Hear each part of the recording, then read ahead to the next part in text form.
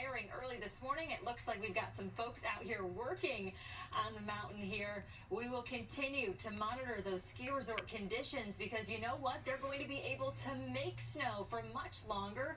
In fact, the overarching pattern for the rest of December looks much colder than it should, but our next Arctic blast, that arrives early next week. By Monday, high temperature just around freezing for Philadelphia, which will mean those north and west are even colder. An average high Monday into Tuesday is in the upper 40s. We're going to be 10 to 15 degrees below average as we start the work and school week. But it's not just the fact that our air temperatures are taking that big dip. It's going to be pretty breezy, at least to start the day on Monday. That northerly direction dragging in much drier air as well. So it's going to have you reaching for the chapstick and the lotion. It's only going to feel like 18 degrees by about 7:45 on Monday morning. So if you're about to hit the road, send the kids out on their way to school, make sure you have everything protected because this is the real feel. Allentown 14-2 in the Poconos. Again, this is very early Monday morning. Our shore communities, you're around 20, but through the afternoon, the city doesn't bounce back that high. We're only going to be feeling around 20 degrees, 19 Allentown to Exton, 8 in the Poconos at best, 21 it's going to feel like Monday afternoon down in Delaware.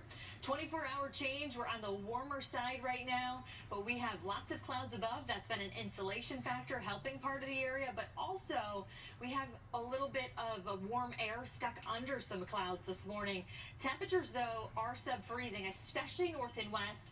Interior South Jersey, you are chilly as well. The immediate shore, you're now actually closing in close to 40 in Cape May, but there has been issues with some energy leaving that system that's well offshore from yesterday that brought that brush of snow south and east to Philadelphia. This energy behind it, essentially there's an inversion in the atmosphere right now. Warmer air is trapped and we're still seeing some sleet pellets mixing into interior South Jersey, just plain old sprinkles there through Cape May County, but perhaps some flakes, especially in some of the higher elevations into then New Jersey. I don't think the suburbs dealing with much this morning, albeit I did wake up with a coating of snow on my vehicle in the northwest suburbs. Temperatures this morning hovering around freezing, so anything that is wet or appearing wet could be slippery. Some black ice is possible, especially on surfaces that went untreated.